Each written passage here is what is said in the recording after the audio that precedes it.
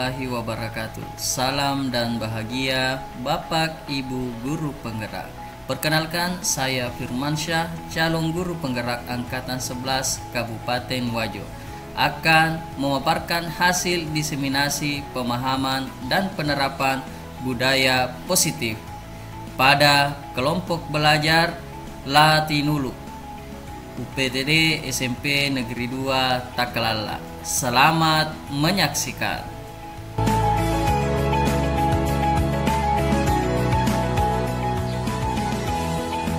Bismillahirrahmanirrahim. Assalamualaikum warahmatullahi wabarakatuh.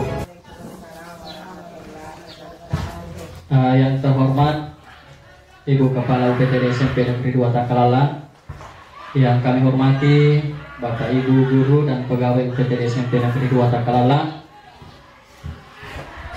izinkan pada hari ini kami dari peserta calon guru penggerak Angkatan 11 Kabupaten Wajo yang menjadi pengajar di UPTD SMP Negeri 2 Takalala untuk mendiseminasikan pemahaman dan penerapan budaya positif pada komunitas belajar yang ada di sekolah kita, yaitu Kombel Latinulu. Pertama-tama marilah kita memanjatkan puji syukur kepada Allah Subhanahu wa taala karena pada kesempatan kali ini kita diberi kesempatan kesehatan, serta salawat dan salam kepada junjungan kita Nabi besar Muhammad sallallahu alaihi wasallam. Baik Bapak Ibu sekalian, pada kesempatan kali ini saya akan membuka dengan sebuah pertanyaan pemantik. Bapak Ibu dapat menjawab setuju atau tidak. Kalau setuju, apa alasannya? Kalau tidak, apa juga alasannya? Pertanyaan yang pertama, yaitu hukuman dapat mendisiplinkan anak. Apakah Bapak Ibu setuju atau tidak? Tidak setuju. Tidak setuju. Oke. Mohon Ibu Anda bisa memberikan alasan mengapa tidak setuju. Silakan. Oke, terima kasih atas kesempatannya. Hukuman dapat mendisiplinkan anak. Jawaban saya adalah tidak setuju. Dengan alasan pertama, hukuman itu bisa diartikan adalah negatif dan itu bisa berdampak dari kesehatan mental anak karena merasa ya kadang ada rasa takut begitu. Ya, terima kasih. Tepuk tangan dulu. Luar biasa. Jadi betul sekali menurut Ibu Warda bahwa hukuman itu memiliki konotasi negatif yang bisa berbekas pada diri seorang anak sehingga nantinya itu akan menjadi momok bagi anak tersebut. Kemudian yang kedua, pemberian hukuman dengan hal positif seperti membaca atau membersihkan halaman sekolah dapat meningkatkan disiplin anak. Apakah Bapak Ibu setuju atau tidak? Saya setuju. Oke, silakan Pak Senan. Kalau untuk yang kedua, pemberian hukuman dengan hal positif seperti membaca atau membersihkan halaman sekolah, di sini kan ada dua sebenarnya. Kalau saya itu lebih setuju di bagian pertama, hal positif seperti membaca, karena kita kan lihat anak-anak sekarang itu literasinya kurang, ya, literasinya kurang. Kenapa? Karena mungkin ada beberapa hal yang mengakibatkan. Yang pertama itu misalkan penggunaan gadget yang berlebihan, sehingga anak-anak itu tidak memiliki kebiasaan untuk membaca. Jadi kalau untuk nomor 2 ini, saya lebih setujunya dengan memberikan hukuman. Hal positif itu seperti membaca. Oke, terima kasih. Oke, kita applause dulu untuk Pak Senal. Terima kasih banyak. Mungkin karena beliau adalah backgroundnya juga bahasa Indonesia, sehingga tentu mindset yang muncul dalam pikirannya bahwa yang paling cocok di sini adalah membaca. Artinya menyetujui bahwa ketika memberikan hukuman dalam hal positif itu dapat mendisiplinkan anak-anak. Terakhir, memberi penghargaan kepada anak dapat meningkatkan motivasi belajar anak. Apakah Bapak Ibu setuju atau tidak? Oke, terima kasih. Baik, untuk yang nomor 3, memberikan penghargaan dapat meningkatkan motivasi belajar anak. Seperti yang saya lakukan saat ini, kalau penghargaan itu mungkin ketika anak telah melaksanakan tugasnya itu yang memiliki nilai di atas standar misalkan, itu tidak apa-apa kita berikan aplaus. Dan untuk yang kedua, penghargaan kecil yang bisa kita berikan kepada siswa itu, contoh, salah satu contohnya itu ketika kita sudah memberikan tugas, tidak apa-apa kita bubuhi sedikit tanda tangan, dan itu bisa memberikan motivasi kepada siswa kita. Terima kasih. Oke. Ya, sekali lagi kita kasih aplaus dulu Untuk Pak Senal atas tanggapannya. Ini secara sederhana saya tangkap bahwa memberikan penghargaan itu tidak perlu mewah. Ya, apa yang ada di sekeliling kita, mengucapkan dengan kata-kata pun sebenarnya adalah sebuah penghargaan. Juga katanya memberikan atau membubuhkan tanda tangan kepada di buku atau seperti apa juga merupakan penghargaan kepada peserta didik, sehingga itu bisa memberikan motivasi belajar kepada anak. Nah, kita masuk dulu, apa itu budaya positif? Ya, budaya positif di sekolah yaitu nilai-nilai dan kebiasaan-kebiasaan di sekolah yang berpihak pada peserta didik. Jadi nilai apa yang muncul di sekolah tentu nilai positif, dan kebiasaan-kebiasaan apa yang muncul di sekolah tentu kebiasaan-kebiasaan positif yang berpihak pada peserta didik agar mereka pertama dapat berkembang menjadi pribadi yang kritis, penuh hormat, dan bertanggung jawab. Itulah budaya positif. Nah, tujuan daripada diseminasi yang kita laksanakan hari ini, yang pertama adanya perubahan paradigma belajar. Mungkin paradigma belajar pada tahun-tahun sebelumnya berbeda dengan paradigma yang terjadi sekarang ini. Kenapa? Karena zaman berganti zaman, kemudian waktu berganti waktu, sehingga harus ada perubahan. Yang kedua, disiplin positif. Apa itu disiplin positif? Kemudian motivasi perilaku manusia, bahwa manusia melakukan sesuatu pasti ada motif di belakangnya, tidak mungkin langsung melakukan hal tersebut. Kemudian kebutuhan dasar manusia, kemudian posisi kontrol restitusi, keyakinan kelas, dan segitiga restitusi. Mungkin di antara istilah-istilah ini ada yang baru mengenal, tetapi nanti akan kami bahaskan seperti apa itu. Nah, sekarang kita lihat pembelajaran dengan paradigma baru. Pembelajaran dengan paradigma baru dirancang berdasarkan prinsip pembelajaran dengan berdiferensiasi. Saya yakin di MGMP atau di forum-forum lainnya telah kita dapati apa itu berdiferensiasi.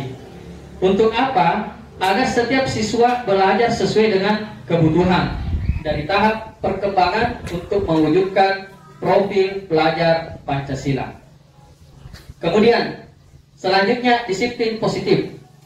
Dalam budaya kita, makna disiplin dimaknai menjadi sesuatu yang dilakukan pada orang lain untuk mendapatkan kepatuhan. Jadi kalau disiplin berarti patuh. Kita cenderung menghubungkan kata disiplin dengan ketidaknyamanan. Biasanya yang muncul adalah kalau mau dikasih disiplin anak-anak, kasih ini, sehingga anak-anak itu merasa tidak nyaman. Tetapi yang kita maksud disiplin di sini adalah disiplin positif tanpa munculnya ketidaknyamanan itu. Mereka melakukan bukan karena tidak nyaman, tetapi karena memang merasa dibutuhkan. Ya, itulah yang dimaksud dengan disiplin positif. Kepatuhan yang muncul dari dalam diri anak, bukan karena tekanan atau tendensi dari bapak ibu yang dilakukan. Kemudian sebagai pendidik, tujuan kita adalah menciptakan anak-anak yang memiliki disiplin diri, sehingga mereka bisa berperilaku dengan mengacu pada nilai-nilai kebijakan universal. Apa yang dimaksud nilai-nilai kebijakan universal adalah sikap-sikap atau perilaku-perilaku yang semua golongan menerima, tidak memandang bahwa agama ini, suku ini, pokoknya semua terima. Sehingga dikatakan itulah kebijakan atau nilai-nilai universal. dan memiliki motivasi intrinsik, bukan ekstrinsik. Kalau motivasi intrinsik itu muncul dari dalam, sehingga akan tersimpan lama dan berbudaya. Sementara motivasi ekstrinsik, ketika kita menyuruh anak-anak misalnya harus dihadir jam sekian, kalau tidak saya hukum, berarti anak-anak melakukan karena ada motivasi ekstrinsik, motivasi dari luar. Sehingga ketika kita tidak datang, maka anak-anak kembali lalai atau tidak disiplin. Nah, disiplin positif merupakan salah satu cara menerapkan disiplin yang bertujuan untuk yang pertama menumbuhkan kesadaran, serta memberdayakan anak untuk melakukan sesuatu tanpa sogokan. Kan ada orang melakukan karena sogokan, misalnya anak-anak diiming-imingi, dikasih kolambang ini, lakukan ini. Nah, itu termasuk sogokan, ancaman. Kalau tidak melakukan seperti ini hasilnya, ataupun hukuman. Nah, secara garis besar disiplin positif itu muncul dari intrinsik. Intrinsik bukan karena adanya pengaruh atau tendensi dari luar diri anak. Sehingga anak-anak meyakini bahwa saya melakukan ini karena memang itu kebaikan dan itu baik untuk saya, bukan karena siapa-siapa. Kemudian motivasi perilaku manusia. Motivasi dari kata-kata move, pindah, adanya dorongan yang timbul dari diri seseorang secara sadar atau tidak sadar untuk melakukan sesuatu tindakan dengan tujuan tertentu. Secara umum ada 3 komponen kenapa orang melakukan sesuatu. Pertama, karena menghindari ketidaknyamanan dan hukuman. Biasanya kita melakukan sesuatu, misalnya anak-anak membolos karena takut dihukum, sehingga dia tidak melakukan, atau murid melakukan disiplin karena dia takut dihukum. Ini namanya motivasi ekstrinsik. Ya. Yang kedua, anak-anak melakukan sesuatu karena mendapatkan imbalan atau penghargaan dari orang lain. Misalnya, murid melakukan disiplin karena ingin mendapatkan imbalan. Ini juga masih termasuk motivasi ekstrinsik. Ya, sehingga kalau keduanya ini masih kita lakukan, mungkin anak-anak melakukannya, mungkin kita mengatakan bahwa ya disiplin nih, tetapi itu tidak akan bertahan lama. Hanya terjadi pada saat kita berada pada posisi itu. Artinya disiplin positif belum muncul. Nah, tetapi motivasi yang ketiga ini menghargai nilai-nilai kebajikan diri sendiri. Ketika murid melakukan disiplin diri karena sadar dan akan nilai kebajikan dirinya, maka ini merupakan motivasi intrinsik. Ada guru, tidak ada guru, tetap dia akan disiplin. Inilah yang perlu kita terapkan di sekolah kita ini. Budaya positif bahwa anak-anak yang sadar dengan sendirinya, bukan karena adanya tendensi, bukan karena adanya imbalan, sehingga melakukan hal-hal tersebut. Nah, kebutuhan dasar manusia. Anak-anak melakukan sesuatu, apakah pelanggaran atau ingin mendapatkan penghargaan, karena kebutuhan dasar manusia inilah ada 5. Yang pertama, bertahan hidup atau survival. Nah, jadi kebutuhan dasar manusia ini, semua manusia ingin hidup, bertahan hidup. Makanya seorang pencuri sebenarnya dia tidak mau mencuri, tapi kalau tidak mencuri dia bisa mati. Sehingga jalannya untuk bertahan hidup dengan cara mencuri. Anak-anak juga begitu. Anak-anak misalnya menghindari ketidaknyamanan, sehingga kalau dia masuk di kelas misalnya, mungkin ada gurunya yang terlalu ekstrim, sehingga lebih baik dia bolos supaya dia bisa bertahan hidup. Ya. Kemudian yang kedua adalah kasih sayang dan rasa diterima. Adanya rasa kasih sayang dan diterima oleh orang-orang yang ada di sekeliling kita. Ini kebutuhan kita. Semua kita mau dikasih sayangi, ya. Semua kita mau diterima. Ketika kita berada dalam satu kondisi orang tidak terima kita, bagaimana perasaannya? Sehingga ini adalah kebutuhan dasar manusia. Yang ketiga, penguasaan. Penguasaan di sini berarti adanya kemampuan untuk mempengaruhi orang, dihargai bahwa si A memang mampu. Makanya tidak boleh peserta didik itu dikerdilkan, tidak boleh anak-anak itu dianggap rendah. Yang ketiga, kebebasan, yaitu berhak untuk memilih. Saya mau memilih ini, saya mau memilih itu, tentu dalam koridor positif. Dan yang terakhir adalah kesenangan. Melakukan sesuatu karena kesenangan, bukan karena keterpaksaan. Selanjutnya, di sini 5 posisi kontrol. Bapak Ibu pasti di antara kelima ini pernah semua kita lakukan.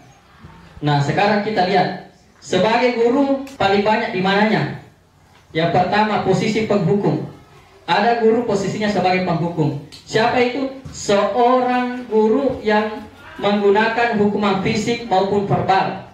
Ya, bukan hanya bilang dicubit, ditendang, dipukul, tetapi misalnya memberikan hukuman kepada peserta didik dengan berlebihan, misalnya push up 100 kali di luar batas kemampuan anak-anak, itu termasuk juga hukuman fisik. Yang kedua, membuat orang merasa bersalah. Biasanya guru akan bersuara lebih lembut. Ini lebih lembut daripada penghukum. Tapi anak-anak dibuat merasa bersalah. Misalnya, nah, kalau kamu tidak kerja apa nanti bilang guru lain? Ya. Apakah kamu tidak sayang sama saya misalnya? Sehingga anak-anak itu merasa membuat dirinya bersalah. Oh, gara-gara iya, gara-gara saya, gara-gara saya. Nah, ini ada juga guru yang melakukan posisi kontrol yang kedua. Yang ketiga, guru sebagai teman. Guru pada posisi ini tidak akan menyakiti murid, namun akan tetap berupaya mengontrol murid melalui persuasif atau pendekatan secara personal. Yang keempat, guru sebagai monitor. Berarti memonitor, berarti mengawasi. Yang kelima, sebagai manajer. Respo yang menunjukkan tanggung jawab guru dalam posisi terakhir, manajer adalah posisi mentor, di mana guru berbuat sesuatu bersama dengan murid, mempersilahkan murid untuk mempertanggungjawabkan perilakunya, mendukung murid agar dapat menemukan solusi atas permasalahannya sendiri.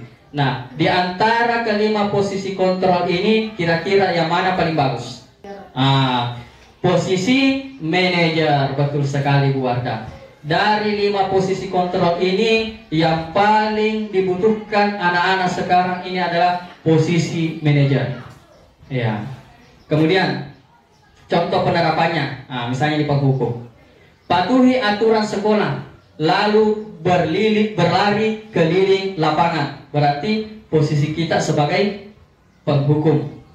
Kalau membuat bersalah, berapa kali ibu guru harus memberitahu kamu, bu guru kecewa sama kamu, sehingga anak-anak merasa bersalah. Yang ketiga, ayolah yang patuh. Buat apa bolos? Buat bu guru bangga. Kali ini tidak apa-apa, kamu salah. Berarti ini sebagai teman. Ya. Jadi lebih rileks dengan anak-anak. Yang ketiga, pemantau. Kamu sudah melanggar apa peraturan dan konsekuensinya. Ini terkait dengan memantau. Kemudian manajer. Apakah kamu tahu kesalahanmu? Kira-kira bagaimana kamu memperbaiki kesalahan ini? Berarti posisi kita sebagai manajer. Ya, ini adalah contoh pada kasus siswa yang membolos dari jam pembelajaran. Satu kasus, 5 cara menghadapi, tergantung daripada bagaimana guru melakukan. Kemudian keyakinan kelas. Bagaimana pembentukan keyakinan kelas? Yang pertama, keyakinan kelas itu lebih abstrak. Kemudian berupa pernyataan yang universal, artinya tidak secara terperinci, tapi secara umum. Dibuat dalam bentuk positif, sedikit saja agar mudah diingat. Tidak boleh terlalu banyak. Kalau terlalu banyak, susah juga dilaksanakan. Jadi keyakinan kelas ini bisa dibuat beberapa kali. Misalnya semester ini bikin kit. Kemudian mungkin di semester yang akan datang lain lagi keyakinan kelas, sesuai dengan kebutuhan yang dibutuhkan, sesuai dengan kondisi kelas dan sekolah agar mudah diterapkan.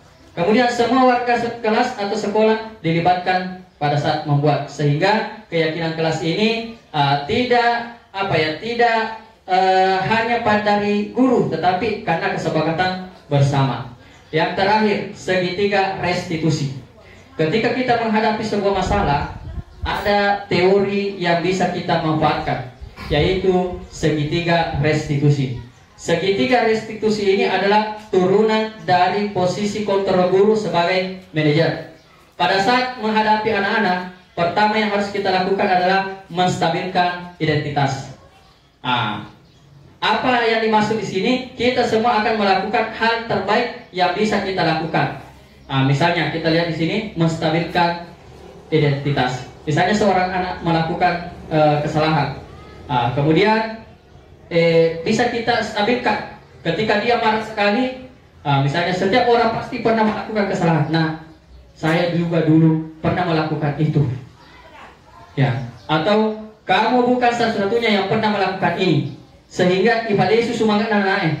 Ini yang dimaksud dengan menstabilkan identitas. Yang kedua, validasi tindakan yang salah.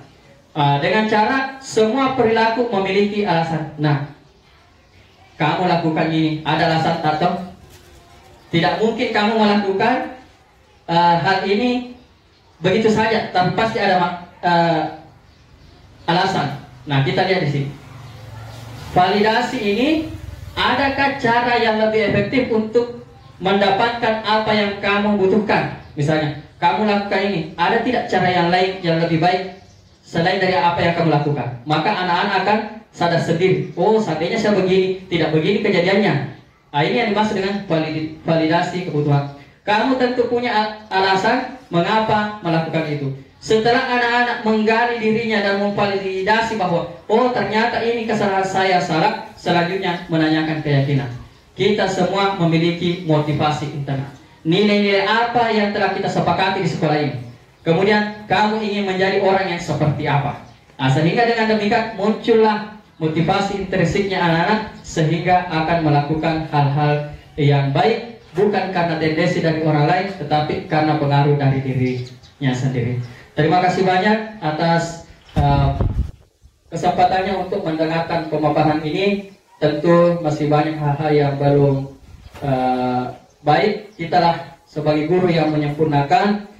Sekali lagi ucapan terima kasih banyak kepada teman-teman sejawat untuk mendengarkan atau menyaksikan diseminasi budaya positif ini, dan mohon maaf atas segala kekurangan. Kami tutup dengan ucapan billahi taufik wassalam. Wassalamualaikum warahmatullahi wabarakatuh.